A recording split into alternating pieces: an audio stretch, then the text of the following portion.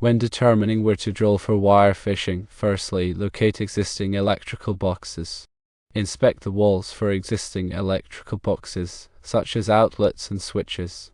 These often provide a good indication of where wires may be running. Secondly, use a stud finder.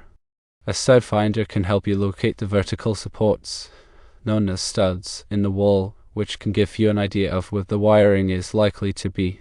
Thirdly, follow existing wires. If you can see existing wires running along the baseboards or behind the drywall, you can try to follow them to locate the holes. Fourthly, use a non-contact voltage tester. This can help you detect live wires behind the wall, indicating where electrical circuits may be located. As for drill bit size for fishing wires, use a drill bit that is slightly smaller than the outer diameter of the cable you are using. This will allow the cable to pass through the hole easily.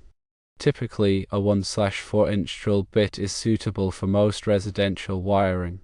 Let's discuss drill and hole saw sizes. Starting with wood drill bits, firstly, you may want to use a 1/16-inch drill bit for small holes for wiring and screws.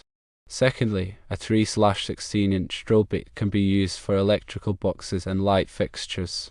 Thirdly, a 1/4-inch drill bit can be used for switches, outlets, and larger wires. Fourthly, a 5/16-inch drill bit can be used for ceiling fans and heavy-duty wiring. Now for hole saws. Firstly, a 7/8-inch hole saw is a standard electrical box size. Secondly, a 1 1/8-inch hole saw can be used for 3/4-inch conduit or pipe. Thirdly, a 1 3/8-inch hole saw can be used for 2-inch round work boxes.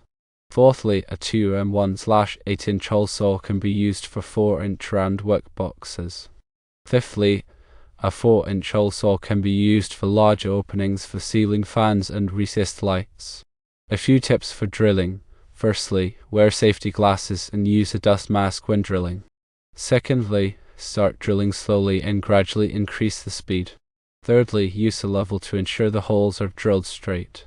Fourthly, avoid drilling into studs, as it can weaken the wall structure. Fifthly, if you encounter obstructions, stop drilling and try a different location.